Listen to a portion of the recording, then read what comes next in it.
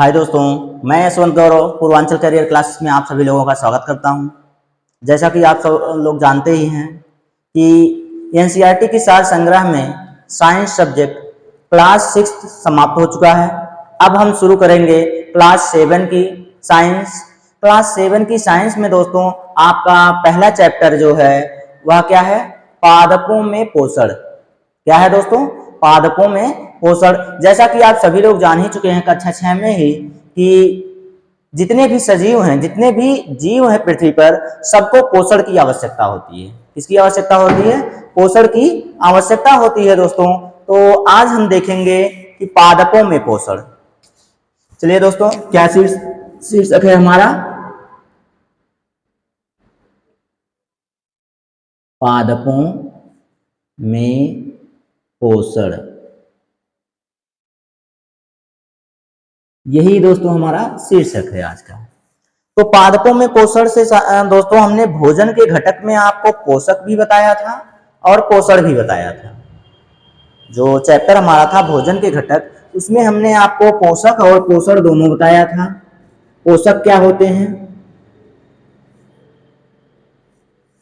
सभी जीवों को कार्बोहाइड्रेट, वसा, विटामिन, प्रोटीन, खनिज लवण आदि सभी तत्वों की आवश्यकता होती है दोस्तों।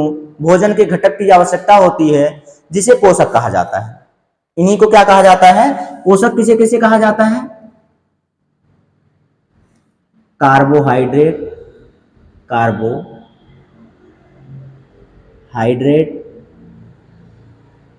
वसा, विटामिन्स,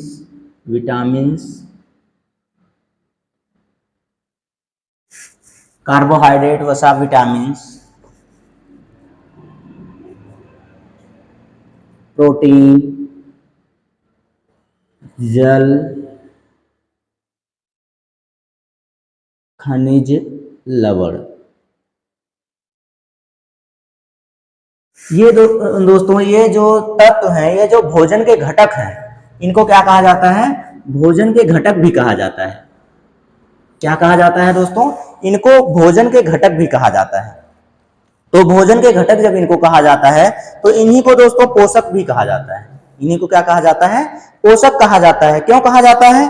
क्योंकि इन्हीं घटकों के द्वारा हमें क्या प्राप्त होता है?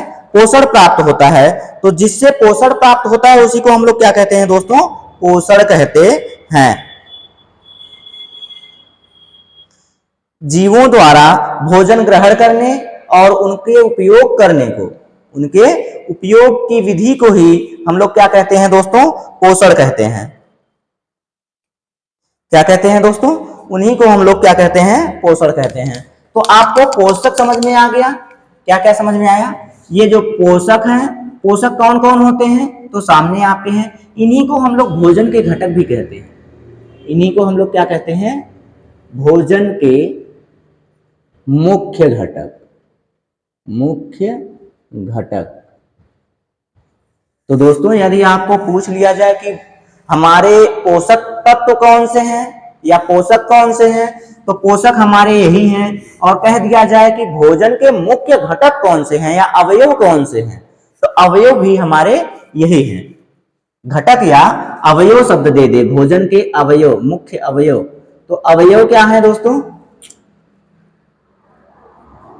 अवयव, अवयव कहे या घटक कहे तो यही चीजें होती हैं जो हमारे भोजन के घटक या अवयव हैं। तो इसी में पोषण भी हमने आपको पहले ही बता दिया था, थोड़ा सा फिर से चर्चा कर दे रहे हैं। तो देखिए पोषण क्या होता है? तो सभी जीवों को क्या करते हैं? भोजन की आवश्यकता होती है। सभी जीवों को क्या होती है? भोजन की आवश्यकता होती है। तो भोजन ग्रहण करके उनसे ऊर्जा प्राप्त करना या उनके ग्रहण करने की जो विधि है, उनके उपयोग की जो विधि है, उसी को हम लोग क्या कहते हैं? भोजन ग्रहण करना व उसके उपयोग की विधि, इसके या उसके उपयोग की विधि ही क्या कहलाती है? पोषण कहलाती है दोस्तों। ठीक, तो अब पोषण में हमें ये देखना है दोस्तों कि पोषण कितने प्रकार का होता है, कितनी विधियों से पोषण होता है। तो आइए देखते हैं कि पोषण की विधियां क्या हैं। तो पोषण की विधियों में दोस्तों दो विधियां होती हैं पोषण की। एक होती है स्वपोषी पोषण। क्या होता है? एक होता है स्वपोषी और दूसरा होता है, एक होता है स्वपोषण। क्या होता है? एक होता है स्वपोषण और दूसरा जो होता है दोस्तों वह होता है विषम पोषण। क्या होता है? विषम पोषण। तो दो पोषण हमारे पास उपलब्ध हैं। तो स्वपोषण क्या होता है दोस्तों? ऑटोजीनस।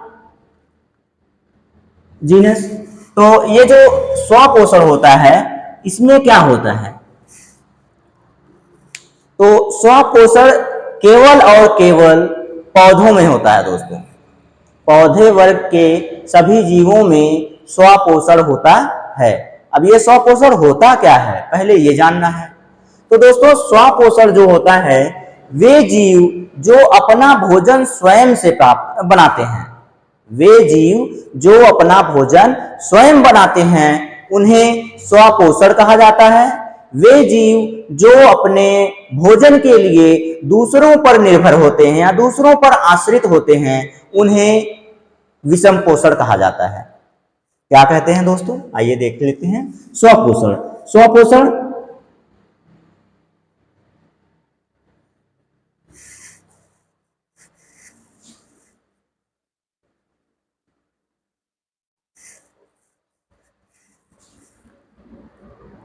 वे जीव जो अपना भोजन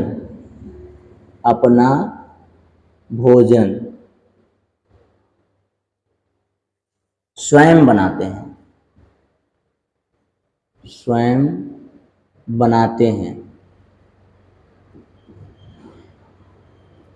बनाते हैं, उन्हें स्वपोषण कहा जाता है।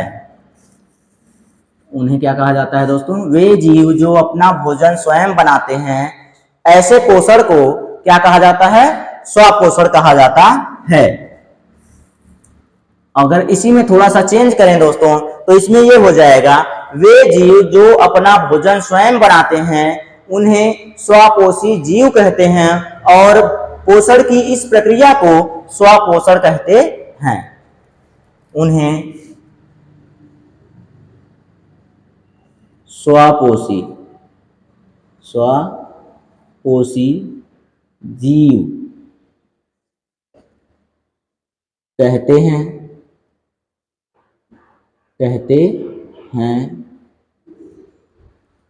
और भोजन बनाने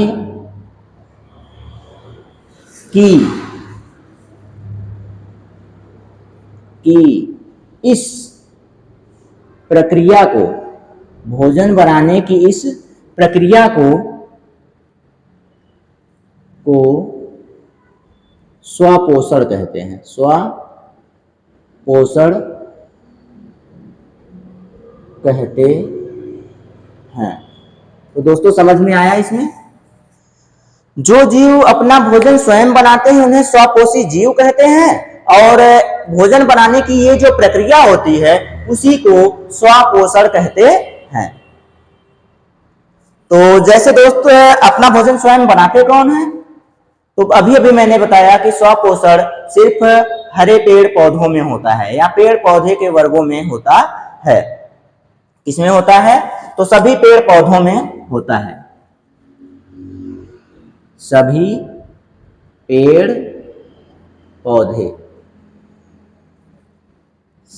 पौधों में होता है। तो दोस्तों सभी पेड़ पौधों में क्या होता है? स्वपोषण होता है। ये अपना भोजन सूर्य के प्रकाश की उपस्थिति में स्वयं बनाते हैं। तो विषम पोषण क्या होता है दोस्तों? तो विषम पोषण जो होता है इसमें देख लीजिए तो वे जीव जो भोजन के लिए, जो भोजन के लिए दूसरों पर आश्रित होते हैं, दूसरे पर आश्रित होते हैं। क्या होते हैं दोस्तों? आश्रित होते हैं। उन्हें विषमपोषी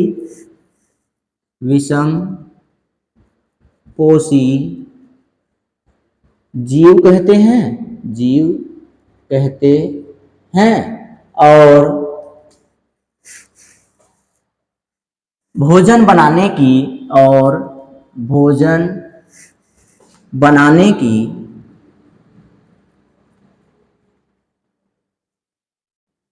इस प्रक्रिया को, भोजन बनाने की इस प्रक्रिया को विषम पोषण कहते हैं, विषम पोषण कहते हैं। ये हो गया दोस्तों। और ये सभी जीवों में होता है। ये किसमें होता है? पेड़ पौधों को छोड़कर सभी जंतुओं में होता है। किसमें होता है दोस्तों? सभी जंतुओं में होता है, सभी जंतुओं में। जंतु वर्ग के जितने भी होते हैं, वह कीड़े मकोड़े हों या कोई भी हो दोस्तों, उसमें क्या होते हैं? सभी विषम पोषण होता है। क्या होता है? विषम पोषण होता है। दोस्तों आशा करते हैं कि ये आपको अच्छे से समझ में आया होगा। तो देखिए दोस्तों, सबसे पहले अब चलते हैं कि स्वपोषी पोषण होता कैसे है। स्वपोषी पोषण जो होता है वो होता कैसे है, सबसे पहले उसे देख लेते हैं, उसके बाद विषम पोषण देखते हैं। विषम पोषण में होता क्या है, परिभाषा तो हमने देख लिया है। तो चलिए देखते हैं स्वपोषी पोषण जो होता है वह क्या होता है।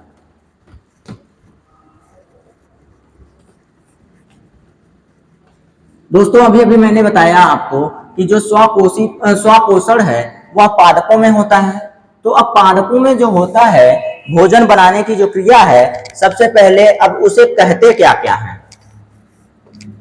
सबसे पहले उसको कहते हैं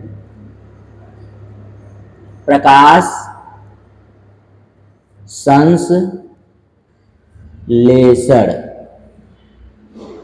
या प्रकाश संश्लेषण की क्रिया,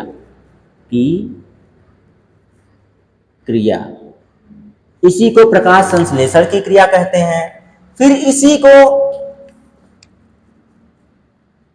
पादपों में भोजन बनाने की क्रिया, भोजन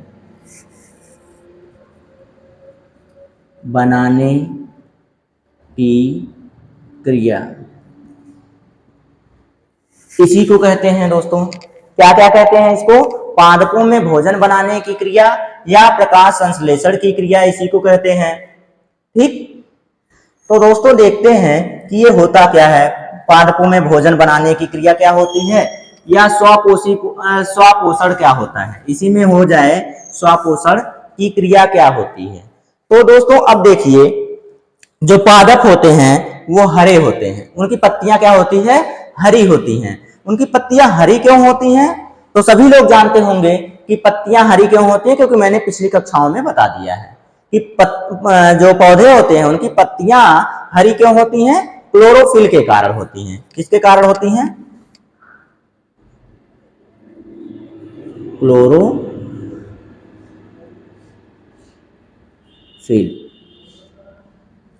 के कारण पत्तियां क्या होती हैं?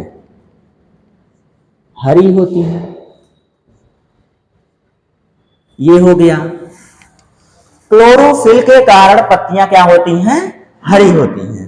अब जो पत्तियां होती हैं दोस्तों, इसमें छोटे छोटे छिद्र पाए जाते हैं। क्या पाए जाते हैं? तो छोटे छोटे छिद्र पाए जाते हैं। इन छिद्रों को रंध्र कहा जाता है। इन छिद्रों को क्या कहा जाता है? पत्तियों में छोटे छोटे क्या पाए जाते हैं?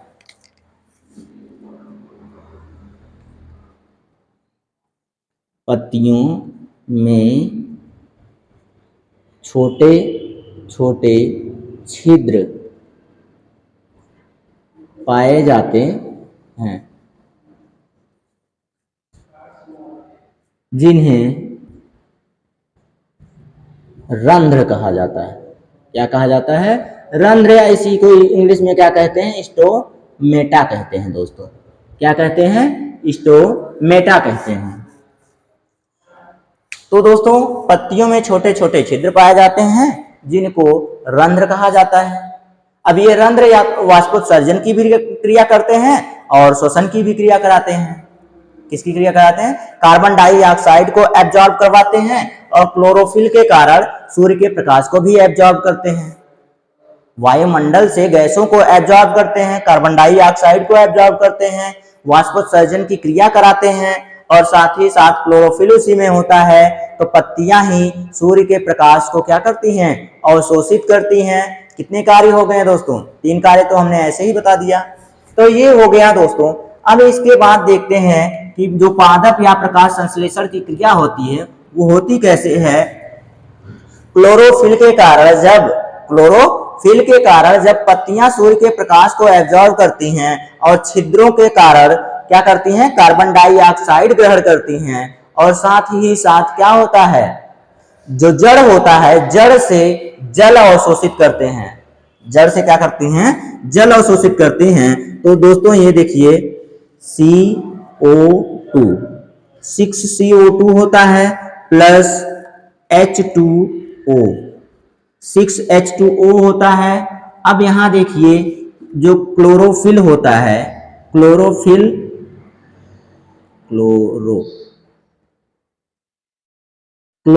होता है, वह क्या करता है? सूर्य के प्रकाश को एब्जॉर्ब करता है। सूर्य के प्रकाश की उपस्थिति में ही होता है ये, सूर्य के प्रकाश की उपस्थिति में। तो क्लोरोफिल क्या करता है? सूर्य के प्रकाश को एब्जॉर्ब करता है, अवशोषित करता है, तब जाके ये जो है प्रकाश संश्लेषण की क्रिया होती है या फिर पौधों में भोजन का निर्माण होता है। तो पौधों में भोजन के निर्माण को क्या में बनता क्या है?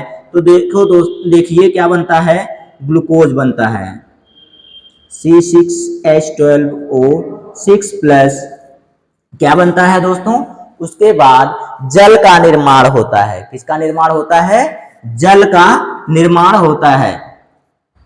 दोस्तों ऑक्सीजन का निर्माण होता है। किसका निर्माण होता है? ऑक्सीजन का निर्माण होता है दोस्तों। तो अब देखिए इसे बैलेंस करेंगे तो क्या हो जाएगा? ये 12 हो गया। क्या हो गया? इसकी संख्या कितनी हो गई? 12 हो गई। यहाँ कितनी संख्या है? 6 है। यहाँ 6 दूना 12 है, 12 हाइड्रोजन है। तो 12 हाइड्रोजन को बैलेंस करने के लिए हम क्या करेंगे दोस्तों? यहाँ पर और ये हो गया हमारा क्या? ऑक्सीजन हाइड्रोजन को बैलेंस कर रहे हैं। हाइड्रोजन 12 हो गया, ऑक्सीजन को बैलेंस करना है। तो 6 यहाँ पे है, 12 यहाँ पे है, 12 6 कितने हो गए? 18 हो गए। तो यहाँ पे हम 6 और लगा देंगे। तो 6 12 6 18 हो गए हमारे पास। चलिए उसको बैलेंस नहीं करना है दोस्तों। अभी आपको सिर्फ इतना जानना है कि ये निर्मित होता है। प्रकाश संश्लेषण की क्रिया जो होती है, प्रकाश संश्लेषण की क्रिया में यहाँ क्या होता है? कार्बन डाइऑक्साइड ये कैसे मिलता है पौधों को? तो पत्तियों में जो छोटे छोटे छिद्र होते हैं वहां से अवशोषित करते हैं वायुमंडल से कार्बन डाइऑक्साइड। और ये क्या है दोस्तों? तो ये हमारा जल है जो कि पौधे जड़ से अवशोषित करते हैं। अब उसके बाद क्या होता है? पत्तियों में क्लोरोफिल होता है जो सूर्य के प्रकाश को अवशोषित करता है। इतनी चीजें जब मिलती हैं दोस्तों तो पौधे का भोजन बनता है। यहाँ इसको कार्बोहाइड्रेट कह सकते हैं। क्या कह सकते हैं?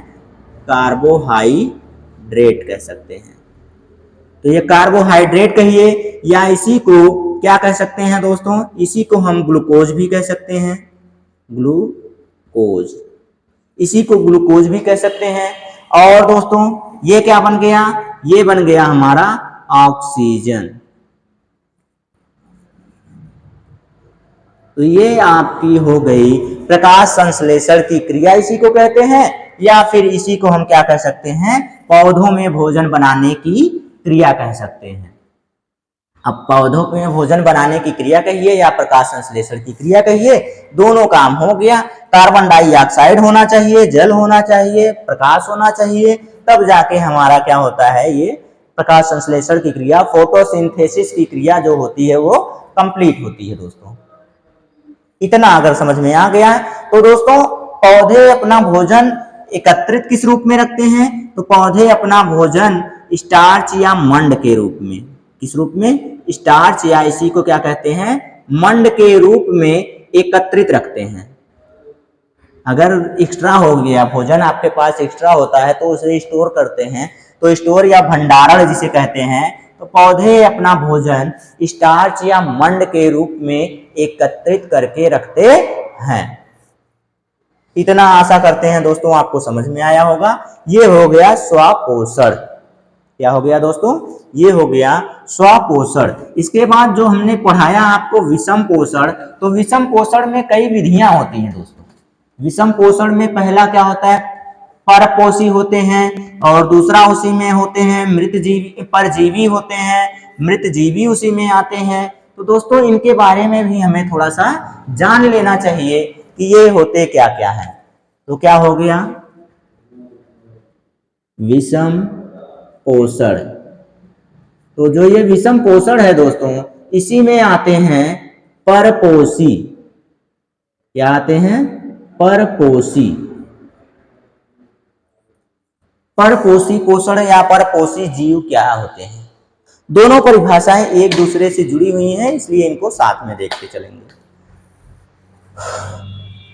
वे जीव जो अपने भोजन के लिए किसी अन्य पर आश्रित होते हैं, किसी अन्य जीव पर आश्रित होते हैं, या अन्य किसी भी पदार्थ पर आश्रित होते हैं, उन्हें हम क्या कहते हैं, परपोषी जीव कहते हैं, और इस क्रिया को परपोषी पोषण कहते हैं। तो दोस्तों आशा करते हैं समझ में आ रहा होगा आपको। तो ये परपोषी होता क्या है, अब भोजन के लिए दूसरों पर आश्रित होना ही परपोषी कहलाता है। अपने भोजन के लिए दूसरे पर आश्रित होना ही, दूसरे पर आश्रित होना ही क्या कहलाता है, परपोषी कहलाता है। क्या कहलाता है दोस्तों, परपोषी कहलाता है। जैसे जैसे में सभी जंतु हो गए, जैसे में क्या हो गए दोस्तों, सभी जंतु हो गए।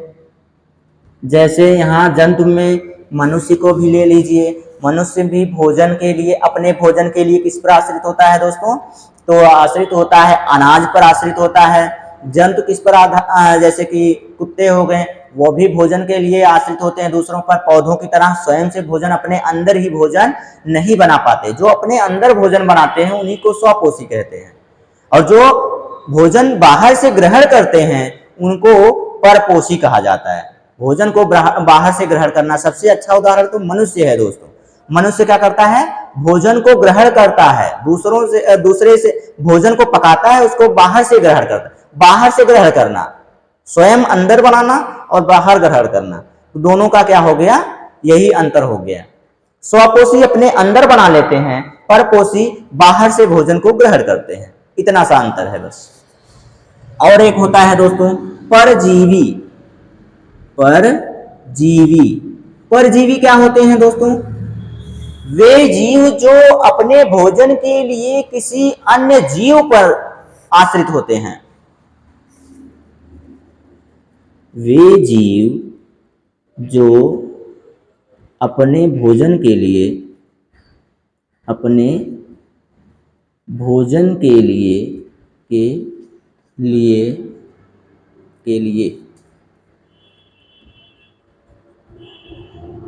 के लिए किसी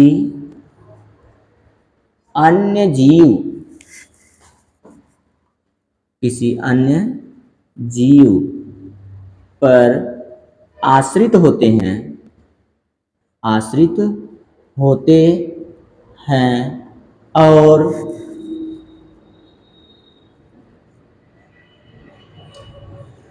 उसे नुकसान पहुंचाते हैं, उसे नुकसान पहुंचाते हैं, नुकसान पहुंचाते हैं, उन्हें परजीवी कहा जाता है। अब देखिए दोस्तों, परपोषी परजीवी में बहुत ज्यादा अंतर नहीं, लेकिन अंतर है। क्या अंतर है कि परपोषी जो होते हैं वो भोजन के लिए किसी अन्य पर आश्रित होते हैं, भोजन बाहर से ग्रहण करते हैं, भोजन क्या करते हैं, बाहर से ग्रहण करते हैं। लेकिन परजीवी में ये नहीं होता है। परजीवी में होता ये है दोस्तों, जैसे इसका उदाहरण देख लीजिए, एक होता है अमर बेल। क्या होता है? अमर बेल होता है दोस्तों। तो ये जो अमर बेल है, यहाँ देखते होंगे किसी पौधे पर, देखे होंगे हरे पौधे पर पीला रस्सी नुमा, पतली पतली रस्सी नुमा, रेशे नुमा होता है, और वो दूसरों पर क्या होता है, पौधे पर ही आश्रित होता है। एक और, हाँ ये हो गया। तो इसमें देखेंगे तो आपको समझाया जाए, वे जीव जो भोजन के लिए दूसरे पर आश्रित होते हैं, देखिए दूसरे पर आश्रित हो गए और साथ ही साथ क्या कर रहे हैं, उसे नुकसान भी पहुंचाते हैं। जिस पौधे पर देखेंगे ये जो पीला वाला रस्सी वाला अमर बेल जो होता है, पीली पीली रस्सी नुमा होता है, जिस पौधे पर जाता है उसका पोषण क्या करता है, उसका पोषण छीन लेता है, उसके पोषक तत्वों को खुद ग्रहण कर लेता है और वह पौधा धीरे धीरे क्या होता है, सूख जाता है। तो देखिए उसका पोषण भी ले रहा है, उस पर निर्भर भी है और उसे नुकसान भी पहुंचा रहा है। इसी को हम क्या कहते हैं, परजीवी कहते हैं। दूसरे पर आश्रित होना, उसके पोषक तत्वों को ग्रहण कर लेना और उसको नुकसान पहुंचाना, इसी को क्या कहते हैं, परजीवी कहते हैं। उदाहरण में है अमरबेल। ये जो अमरबेल है दूसरे पौधों पर होता है और उसके पोषक तत्वों को ग्रहण करता है और उन पौधों को सुखा देता है। ये हो गया परजीवी। उसके बाद दोस्तों एक और आपका आता है, जैसे एक हो गया, हाँ इसमें आपको देखेंगे मृतजीवी। मृतजीवी क्या होते हैं दोस्तों? तो मृतजीवी जो होते हैं उनको देख लें, ये भी विषम पोषण में आते हैं। मृत जीवी ऐसे जीव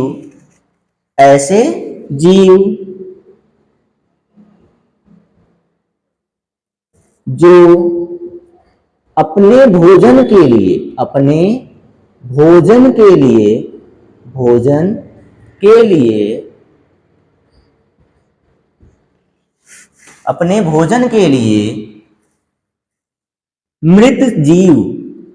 मृत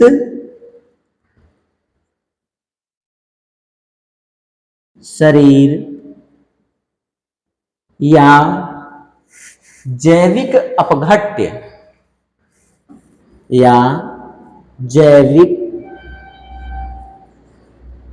अपघटकों पर आश्रित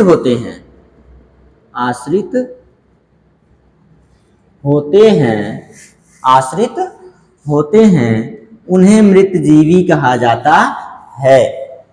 तो दोस्तों आप देखते होंगे जैविक अपघट्य या जैविक घट्य जो होते हैं, अपघटक जो होते हैं, अपघट्य होते हैं दोस्तों, अपघटक नहीं, क्या होते हैं, जैविक अपघट्य।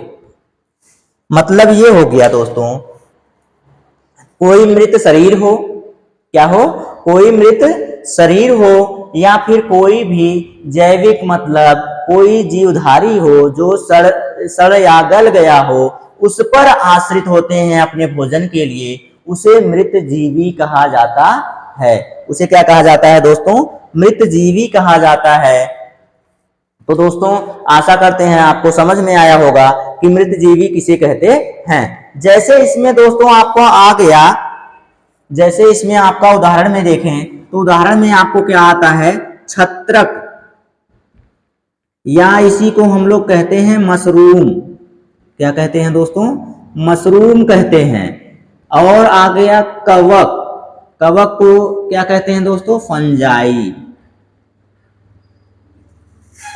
इन्हें क्या कहते हैं दोस्तों? फंजाई। तो मशरूम आप देखते होंगे कहीं सड़ा गला स्थान हो तो वहां पर यह क्या होता है? उगता है। कवक देखते हैं कोई जीव मर गया हो या फिर कोई सड़न या गलन की कोई स्थान हो, वहां देखेंगे तो कवक वहां क्या होते हैं? उग जाते हैं। तो यही होते हैं मृतजीवी। इसके बाद दोस्तों अगर हम देखें तो हमारे आते हैं, एक आता है कीटभक्षी।